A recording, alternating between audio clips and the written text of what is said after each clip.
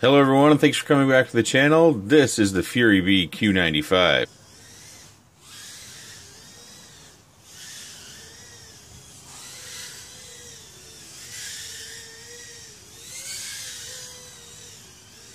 Features an F3 flight controller with an OSD, 20 amp 4-in-1 ESC. It's supposed to have a power switchable 25 milliwatt, 100 milliwatt, 200 milliwatt, 40 channel, VTX and camera, but mine burned itself up. Mine came with the FrSky XM Plus. Got unbranded 1104 6000 kV motors, genuine Jim Fam 2035 props, a buzzer, 2 LEDs, JST for your battery connection. You get prop guards. You get an extra set of props. It weighs 65.28 grams. It does appear to be 95 millimeters. Bottom plate's 2 millimeters. Pod plates look to be 1.5 millimeters. Dinosaur ears are also 1.5 millimeters.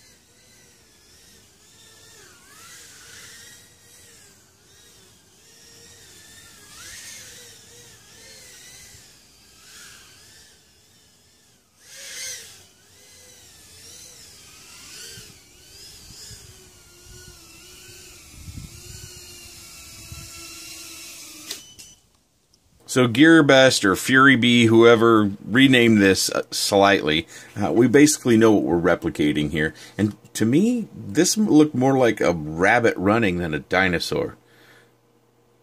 But that's just me. So my complaints right out of the gate was the camera didn't last long. I was just setting up basic features, you know, going through setting my modes, putting in my rates, set the camera to the channel that I like to fly on. A few minor things. I think the camera was probably on it didn't have one time where it was on more than a minute or two at a time. And I noticed it getting really hot right away. You could kind of feel the heat radiating off of it. And that's something I was doing, was unplugging it right away, because it would power over USB. But eventually, through just the normal setup procedure that I've been through many, many times, the camera image stopped. And then the VTX stopped shortly thereafter. So I'm assuming, I'm not going to tell you I know definitely, I'm assuming that my camera cooked itself and that it died.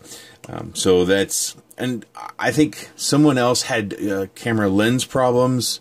So that's something to be very aware of if you're looking at this model, is that if they're having camera issues, it's a pretty important feature. You know, FPV, camera, VTX, we need that.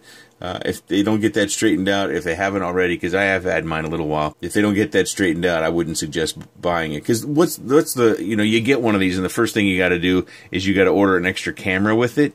Nah, I don't think so. You know, if you're going to spend $160, you expect the thing to come in a working condition.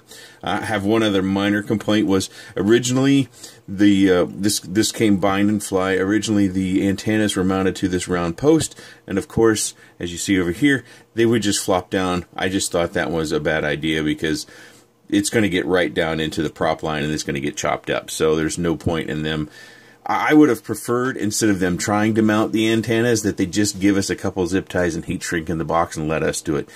Because the way they did it to get it inside the box was just horrible. So they want to get it down inside of there, inside the box. So that's probably why they put the antennas on the way they did. It is fun. It does come pre-tuned. It's a quality unit. It's fun to fly. I don't think there's really anything to be too upset about its flying characteristics. It's just these little, what I would consider quality control issues.